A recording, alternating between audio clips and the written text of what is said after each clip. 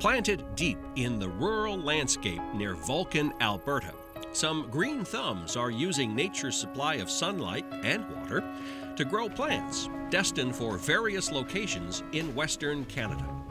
Jillian and Cody Shearer of KNS Growers are about as green-minded as they come in a business that celebrates healthy watersheds and robust riparian landscapes.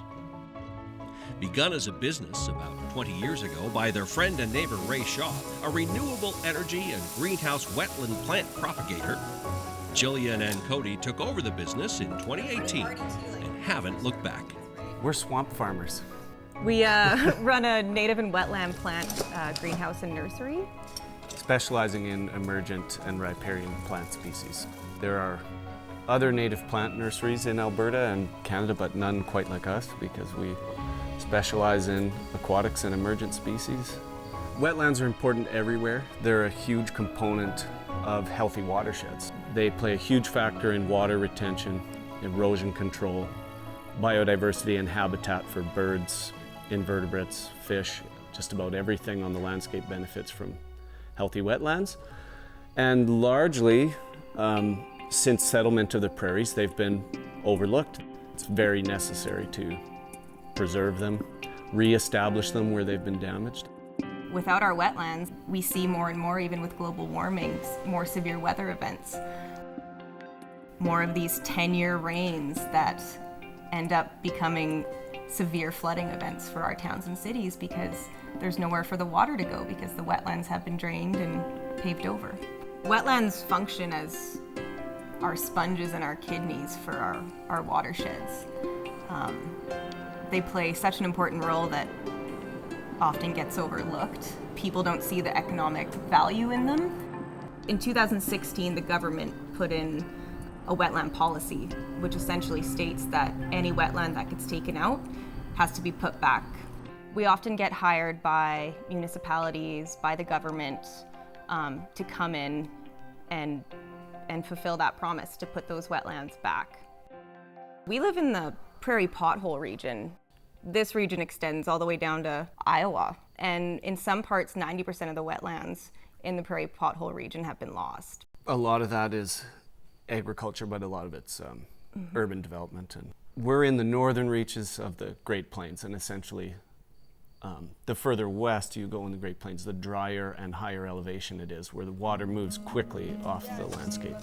Begun in 2018, one project in particular in Claresholm, Alberta, served to test their mettle in respect to the amount of effort needed to create a stormwater drainage and retention area, consisting of 4 ponds on 80 acres. It was designed to provide 175,000 cubic meters, or over 46 million gallons of stormwater storage.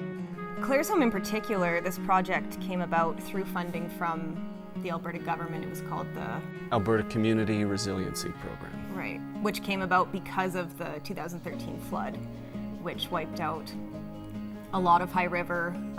Claresholm took a big hit as well. It was kind of a double-pronged project in that it was flood mitigation for the future, to get this water moving out of the town site, but to be held back and create a natural wetland and ecosystem. Our season generally starts around February, which is when we start pulling out our seeds for germination. In the fall is typically when we collect native seed. Pretty well most of the springtime we're propagating the plants into plugs, so we do a lot of transplanting, and it's not until June or July when we start actually planting the wetland species. This Claresholm project in particular, we did over 100,000 wetland plants, which we grew right here in the greenhouse and installed over a period of about 4 or 5 months.